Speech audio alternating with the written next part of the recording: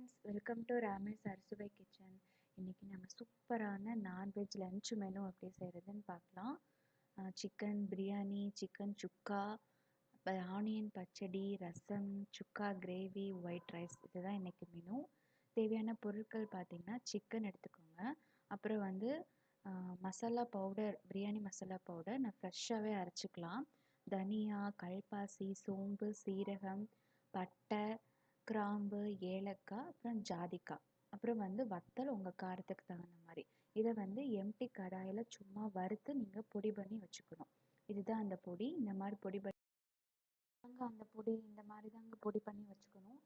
இது வந்து ஜீரக சம்பா ரைஸில் வந்து நம்ம பிரியாணி செஞ்சோம்னா இந்த ஹோம்மேடு பவுடர் தான் சூப்பராக இருக்கும். இப்போ தாளிக்கிறதுக்கு தேவையான பொருட்கள் பார்த்திங்கன்னா நட்சத்திர சோம்பு, ஸ்டார் அனீஸும், அப்புறம் வந்து ஒரு 3 பே லீஃப் எடுத்திருக்கேன். அப்புறம் 1/4 டீஸ்பூன் அளவுக்கு மஞ்சள்தூள், 1 கப் தேங்காய் பால், அப்புறம் சீரக சம்பா ரைஸ் வந்து ஊற வச்சு வச்சுருக்கேன். ஸோ அதுக்கப்புறம் வந்து கொஞ்சோண்டு கொத்தமல்லி, கொஞ்சம் புதினா, அப்புறம் வந்து வெங்காயம், ஒரு பெரிய வெங்காயம், 2 தக்காளி, ஒரு சின்ன சைஸ் அளவுக்கு தக்காளி எடுத்துக்கலாம். இது வந்து ஜிஞ்சர், கார்லிக், அப்புறம் க்ரீன் சில்லி இதெல்லாம் சேர்த்து நம்ம அரைச்ச பேஸ்ட்டு. ஓகேங்களா? எவ்வளோதான் தேவையான பொருட்கள். இது 2 டீஸ்பூன் போட்டால் போதும். இப்போ நம்ம தாளிக்கிறதுக்கு ரெடி பண்ணிடலாம். ஸோ ஒரு கடாயில் வந்து நீங்கள் ஒரு 5 டீஸ்பூன் அளவுக்கு ஆயில் போட்டுக்கோங்க. அப்புறம் 1 டீஸ்பூன் அளவுக்கு கீ சேர்த்துக்கோங்க. ஸோ ரெண்டுமே நல்லா சூடான அப்புறம் நம்ம அந்த பே லீஃபும் ஸ்டார் அனீஸ் இருக்குது பார்த்தீங்களா, அது ரெண்டையும் போட்டுட்டு நல்லா ஃப்ரை பண்ணிக்கணும். ஸோ அது ரெண்டும் நல்லா ஃப்ரை ஆன அப்புறம் நம்ம வெட்டி வச்சிருக்கிற பெரிய வெங்காயத்தை சேர்த்துக்கலாம்.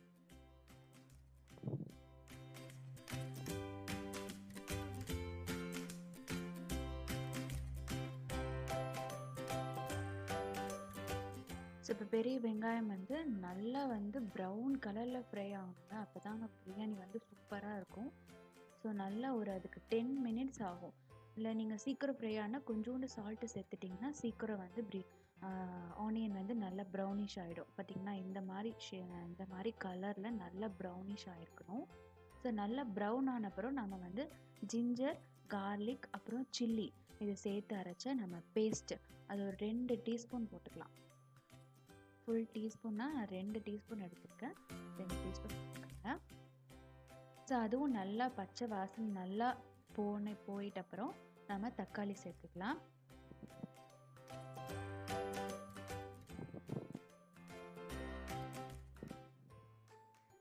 ஸோ தக்காளி சேர்த்து நல்லா ஃப்ரை ஆன அப்புறம் அது கூடயே நம்ம சால்ட்டும் மஞ்சத்தூளும் சேர்த்துட்டோம்னா தக்காளி வந்து சீக்கிரம் நமக்கு வதங்கிடும்.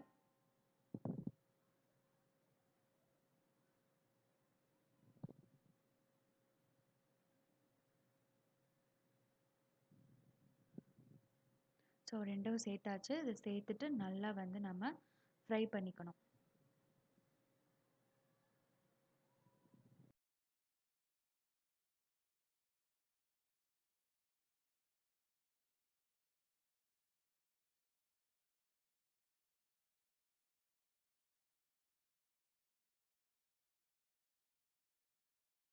இப்போ பார்த்தீங்கன்னா நமக்கு தக்காளி வந்து நல்லா வதங்கிடுச்சு. வதங்கின அப்புறம் நம்ம வந்து புதினாவும் கொத்தமல்லி இலை அது ரெண்டுமே நம்ம சேர்த்துக்கலாம். ஸோ அது சேர்த்து நல்லா ஒன்றா போட்டு நல்லா வதக்கிடணும்.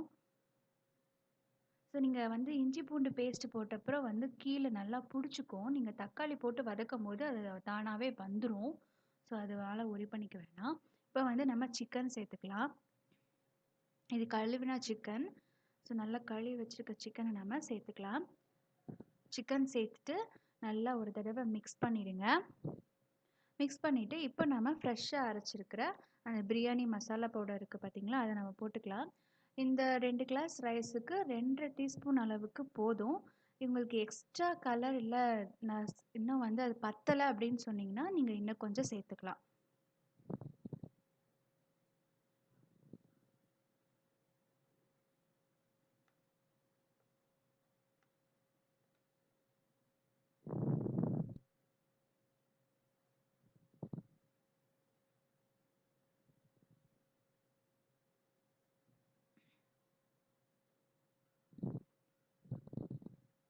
ஸோ எனக்கு வந்து இன்னும் அந்த கலர் வந்து எனக்கு வரல. ஸோ அதனால் நான் இன்னும் கொஞ்சம் ஒரு 1/2 டீஸ்பூன் அளவுக்கு நான் சேர்த்துக்க போகிறேன்.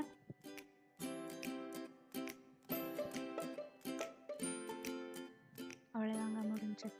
இப்போ நம்ம நல்லா கிளறின அப்புறம் கோகோனட் மில்க்கு சேர்த்துக்கலாம். கோகோனட் மில்க்கும் நான் தண்ணியும் கலந்து வச்சுருக்கேன். ஸோ அளவு பார்த்திங்கன்னா 1:2. 1 கப் ரைஸுக்கு 2 கிளாஸ் தண்ணி ஜீரக சம்பா ரைஸ்க்கு போதும்.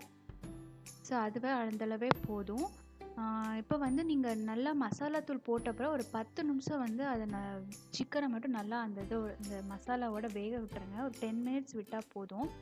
ஸோ அதுக்கப்புறம் நீங்கள் தேவையான அளவு தண்ணி சேர்த்துக்கலாம். நான் ஒரு 4 கிளாஸ் தண்ணி சேர்த்துருக்கேன். குழந்தைங்க சாப்பிட்றாங்க அப்படின்னா ஒரு 1/4 டம்ளர் தண்ணி நீங்கள் எக்ஸ்ட்ரா ஊற்றினீங்கன்னா கொஞ்சம் குறைவாக இருக்கும். ஸோ குழந்தைங்களும் சாப்பிட்லாம், ஈஸியாக சாப்பிட்டுக்குவாங்க.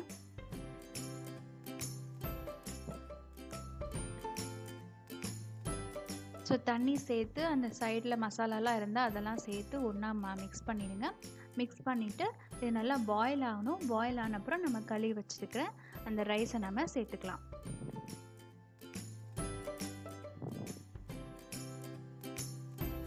இப்போ நம்ம தேவையான அளவு உப்பு வந்து போட்டுக்கோங்க. இந்த தண்ணியிலே நீங்கள் உப்பு போட்டிங்கன்னா கரெக்டாக இருக்கும். அந்த தண்ணியை டேஸ்ட் பண்ணிவிட்டு உப்பு போட்டுக்கோங்க. உப்பு போட்டு இப்போ நம்ம நல்லா கொதி வந்துச்சு. இப்போ நம்ம ரைஸ் போட்டுடலாம். அவ்வளோதான், இந்த சிக்கன் பிரியாணி டேஸ்ட்டாக ரெடி ஆகிடும். ஒரு 3 விசில் விட்டிங்கன்னா சூப்பராக ரெடி ஆகிடும் சீரக சம்பா ரைஸில் சிக்கன் பிரியாணி. இப்போ நம்ம நெக்ஸ்ட்டு வந்து நம்ம சிக்கன் சுக்கா எப்படி செய்கிறதுன்னு பார்க்கலாம்.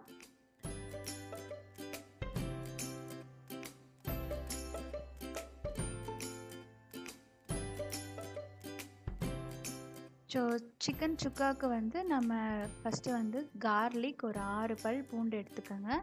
அது நறுக்கின பூண்டு, ஒரு துண்டு இஞ்சி, அப்புறம் ஒரு 4 சின்ன வெங்காயம் நறுக்குனது,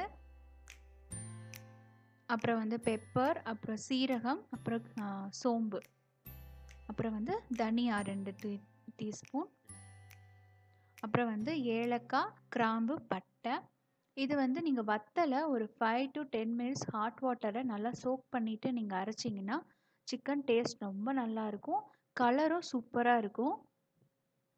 ஸோ அந்த நீங்கள் சோக் பண்ணி வச்சுருக்கிற வாட்டரை யூஸ் பண்ணி இந்த மசாலா வந்து நீங்கள் அரைச்சிக்கலாம்.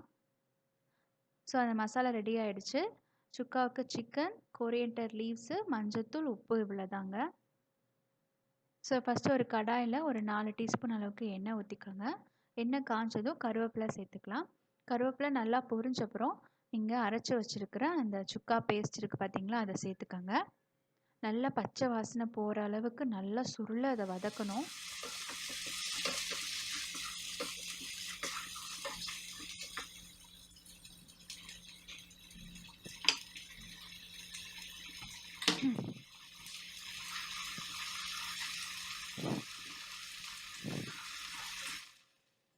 ஸோ பார்த்தீங்கன்னா நல்லா வந்து வதங்கிடுச்சு. இந்த ஸ்டேஜில் வந்து நீங்கள் ஒரு 1/4 டீஸ்பூன் அளவுக்கு மஞ்சத்தூள், அப்புறம் வந்து 1 டீஸ்பூன் அளவுக்கு உப்பு, தேவைக்கேற்ப உப்பு நீங்கள் போட்டுக்கோங்க. போட்டுட்டு நல்லா கிளறணும். கிளந்து அந்த ஆயிலில் நல்லா பிரிஞ்சு வரணும் வெளியே. ஸோ பார்த்தீங்கன்னா உங்களுக்கே தெரியும் அந்த ஓரத்துலலாம் ஆயில் பிரியிருக்கு. இந்த ஸ்டேஜில் நீங்கள் சிக்கன் கழுவி வச்சுருக்கிற சிக்கனை நீங்கள் சேர்த்துக்கோங்க. ஸோ நம்ம சிக்கன் போட்டுடலாம். சிக்கன் போட்ட அப்புறம் ஒரு தடவை பரட்டி விட்டுக்கலாம்.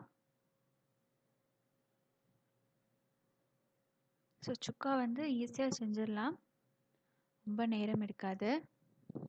மசாலா பேஸ்ட் அரைச்சிக்கிட்டா நம்ம சீக்கிரம் செஞ்சிடலாம். ஸோ இதுக்கு வந்து ஒரு கிளாஸ் ஆஃப் வாட்டர் போதுமான அளவு. நீங்கள் நிறையா ஊற்றிட்டிங்கன்னா அப்புறம் வந்து சுக்கா கிடைக்காது, குழம்பா ரெடி ஆகிடும். ஸோ பார்த்தீங்கன்னா நீங்கள் ஒரு கிளாஸ் அளவு தண்ணியே போதும். நம்ம மூடி வச்சு வேக வச்சுட்டிங்கன்னா நல்லா சிக்கன் வெந்துடும். இப்போ நம்ம அந்த வேகிற நேரத்தில் நம்ம ஆனியன் பச்சடி செஞ்சிடலாம். ஃபஸ்ட்டு ஆனியனை கட் பண்ணி தண்ணியில் போட்டு கொஞ்சம் சால்ட்டு சேர்த்து அதை நல்லா பிசைஞ்சு கழுவிடுங்க. அந்த ஆனியனில் இருக்கிற அந்த காரம் இருக்குது பார்த்தீங்களா, அது வந்து போயிடும். பச்சடி சாப்பிடும் போதும் சூப்பராக இருக்கும். ஸோ அதை நல்லா வாஷ் பண்ணிவிட்டு ஒரு பவுலில் எடுத்து வச்சுக்கோங்க. ஸோ இது வந்து தயிர், நீங்கள் வீட்டில் இருக்கிற தயிரை சேர்த்துக்கலாம். நான் வந்து ஒரு ஆழ்வாஸ் கர்ட் இருக்கும், அது நான் வாங்கியிருக்கேன். ஸோ அந்த கர்ட் வந்து ஒரு 3 டீஸ்பூன் அளவுக்கு கர்ட் சேர்த்துக்கோங்க.